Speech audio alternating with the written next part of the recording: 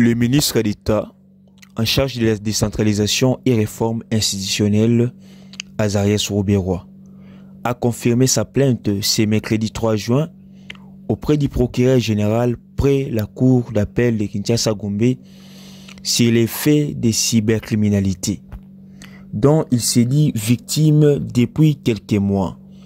Selon Azarias Rouberois, un réseau de personnes mal intentionnées l'accusent à travers les réseaux sociaux d'être notamment à la base d'une préparation d'un mouvement de troubles pour la déstabilisation des institutions et de posséder un cachot dans sa maison.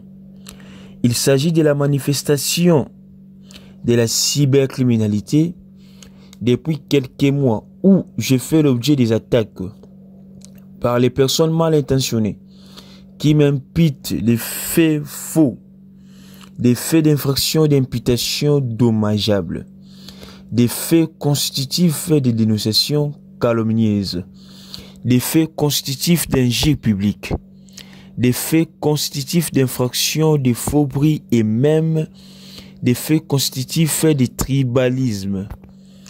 Il a été dit que je détiens un cachot où des Congolais sont emprisonnés et qui sont devenus des squelettes vivants.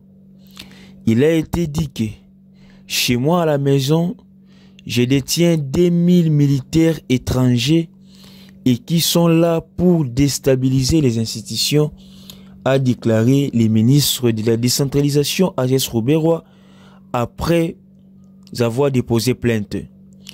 Azarias Rouberois s'est dit choqué qu'on lui impute le décès en cascade à la présidence de la République. On m'impute des décès en cascade à la présidence de la République. C'est choquant. Je suis un père de famille. Je vis de l'éthique et de ma foi et mon travail me suffit. Alors, parmi les auteurs de cette cybercriminalité, il y a quelqu'un qui s'est affiché publiquement en ouvrant des comptes Facebook qui diffusent ces informations relayées par des milliers de personnes dans le monde, allant jusqu'à soulever des passions auprès des faibles personnes qui n'analysent pas et qui croient et pensent que tout est vrai, jusqu'à dire qu'il faut m'arrêter immédiatement. Il a même fait recours au conseiller spécial du chef de l'État parce qu'il prépare des troubles. Je ne suis pas criminel, dit juste. Voilà le principal auteur de ces réseaux est arrêté à Makala, ajoute-t-il. Azarias Rouberois, il dit ceci. Il y a quelqu'un qui s'est affiché publiquement en ouvrant des comptes. Depuis quelques mois, j'ai fait l'objet des attaques par les personnes mal intentionnées qui m'imputent des faits faux, des faits d'infraction d'imputation. Et puis on m'impute des décès en cascade à la présidence. Azarias Rouberois fait un mea culpa au nom de tous les décès qui sont morts, tous les gens qui sont morts au sein de la présidence. Azarias Rouberois Maniwa, sa biographie. Né à Fizi dans le sud Kivu en République démocratique du Congo. Il obtient son diplôme de licence en droit à l'université de Lubumbashi en 1989. Il est inscrit au barreau de Lubumbashi depuis le 7 août 1990. Il est vice-président de la République démocratique du Congo, chargé de la commission politique, défense et sécurité de juin 2003 à décembre 2006. Depuis 2003, il est le président du Rassemblement congolais pour la démocratie, RCD en sigle. Mouvement de libération qui a rompu avec sa branche armée en juin 2003. Il a été candidat aux élections présidentielles en 2006, mais il a fait 7% des suffrages. Depuis lors, il milite dans l'opposition où il est l'un des leaders principaux. Actuellement, il est membre des barreaux de Lubumbashi, de Kinshasa et de Goma en RDC. Il est membre du FCC et ministre d'État de la décentralisation et des réformes institutionnelles. Azarias Ruberwa est un chrétien protestant qui vit sa foi et reste engagé dans plusieurs ministères chrétiens. Il est ancien pasteur de l'église Restauration Church. Il est souvent invité pour tenir des conférences dans plusieurs universités et fréquemment consulté aussi bien au niveau national qu'au niveau international.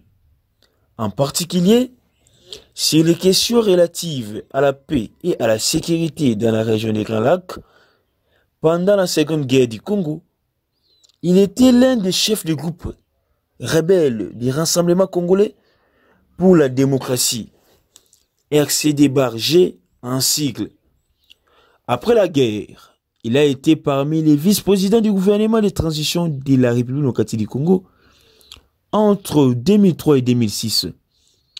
Il est également leader et président du parti politique du RCD-G depuis 2003. Il est membre de la communauté Banyamulenge, réfugié au sud Kivu, appartenant à la tribu Tutsi rwandais.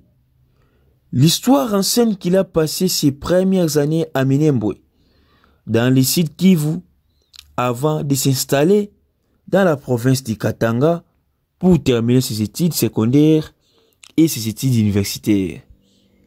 Il a fréquenté l'université de Lubumbashi où il a obtenu son licence en droit, en se spécialisant en économie et en droit social et terminant avec les meilleures distinctions.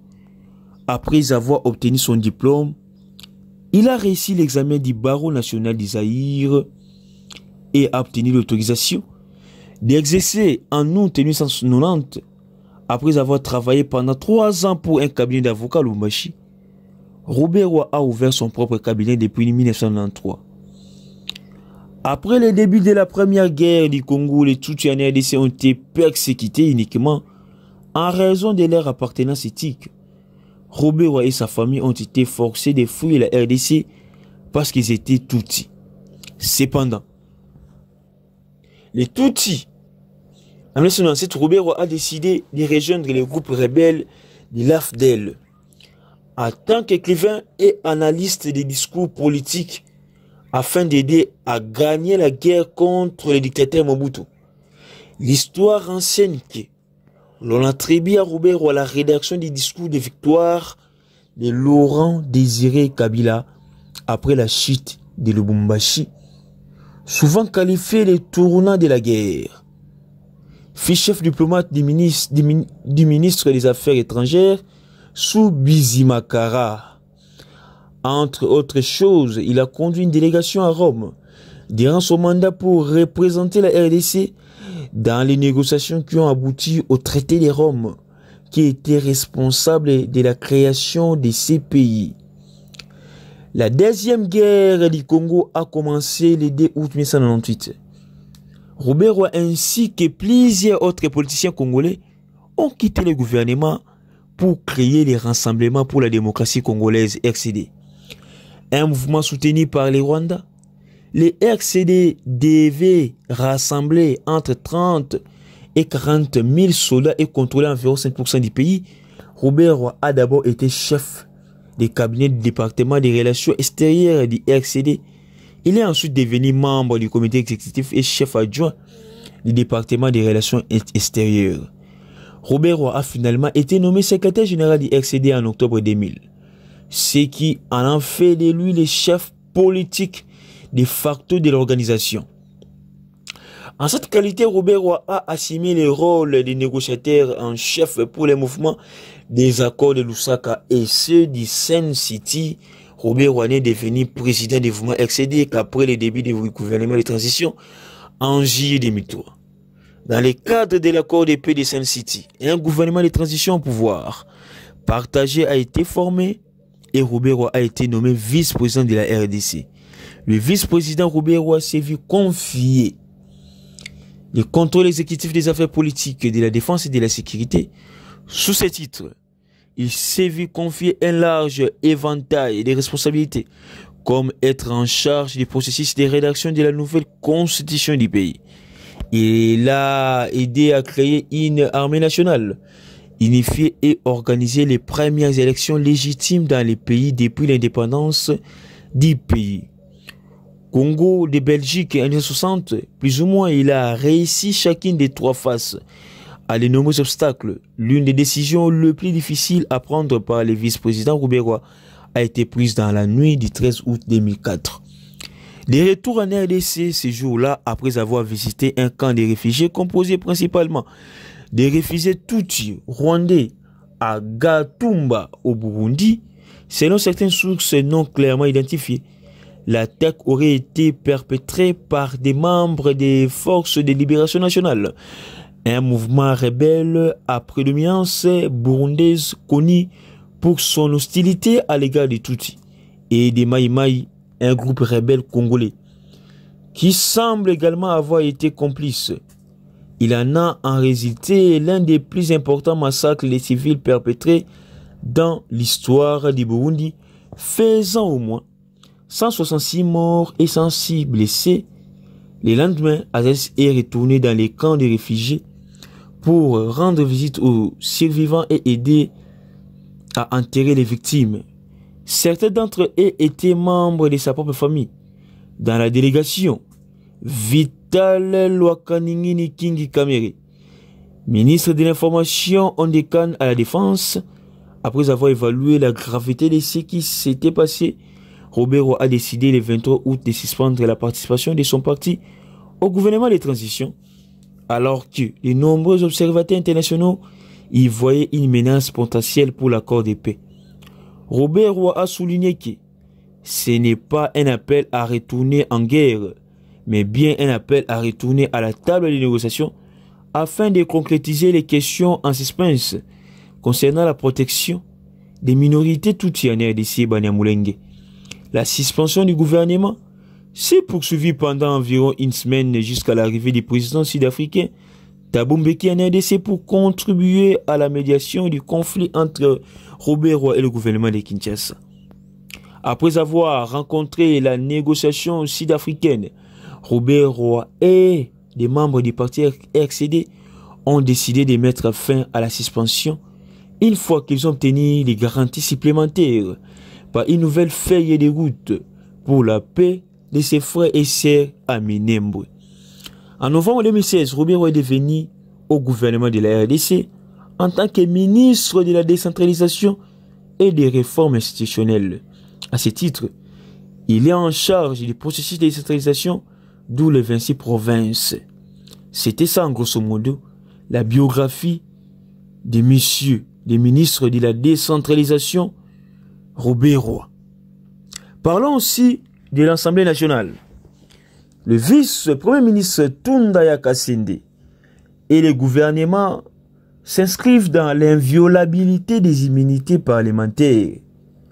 Au cours de la plénière de ce mercredi 3 juin 2020, le vice-premier ministre de la Justice, garde des Sceaux, Tundaya Kasende, a apporté des réponses aux préoccupations des élites du peuple sur la gestion gouvernementale des immunités parlementaires. Il s'est appesanti sur plusieurs points relatifs à la distribution de la justice en RDC, démontrant certaines failles qu'il faut revoir dans les tests juridiques en vigueur. C'est le cas de la composition du Conseil supérieur de la magistrature, où il faut intégrer les présidents de la République et les ministres de la Justice. Les immunités parlementaires sont de stricte observance et ne peuvent souffrir d'aucune violation, a dit clairement à l'égard des Sceaux congolais suite à la récente interpellation du député Jean-Jacques Mamba. Cette position est également celle du gouvernement qui n'attend pas bafouer la dignité des élus légitimes du peuple. Expliquant la flagrance, Tunda Yakasende a dit qu'elle est issue d'une infraction qui vient d'être commise, insistant chaque fois sur l'autorisation que doit donner la chambre à laquelle appartient les lits. Plusieurs projets existent au niveau de ces départements ministériels en vue d'une justice juste. Parmi ceux-ci, la réhabilitation des prisons, dont celle réservée aux femmes, sur toute l'étendue du territoire national. Et pour clôturer cette question orale avec débat, son auteur, Jean Tokele, a fait citer les VPM Tunda Yakasende et a formulé quelques recommandations pour que pareille violation de la Constitution ne se répète plus.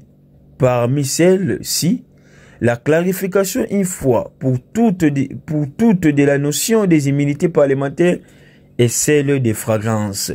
Au second point de l'ordre du jour, la plénière a formalisé les recommandations des groupes de travail sur les rapports de la commission environnement au terme des auditions des ministres du portefeuille.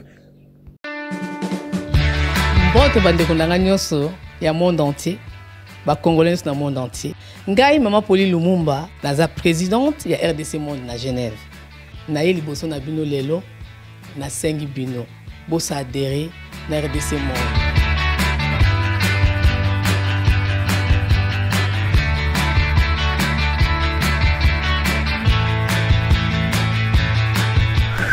Bosenga kibiso des comptes, RDC Monde, depuis ça qui transparence, au bosenga kibiso.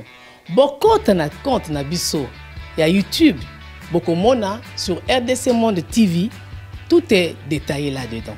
Bandeko langai, botala ce qui n'a mortalité. Bokende na YouTube sur RDC Monde TV, bokomona RDC Monde et saliba preuve na. RDC Monde, la transparence totale. 32 239, 23 francs suisses. Dans le cas où la statistique par pays, pour la Sabino, nous avons premier Suisse, deuxième France, troisième Belgique, quatrième les États-Unis, et ainsi de suite. Dans RDC, personne à 4. Bino, vous avez hésité, Boya, transparence, tout le temps à projet, futur, nous sommes pour ça l'amour. RDC Monde, Kakabo.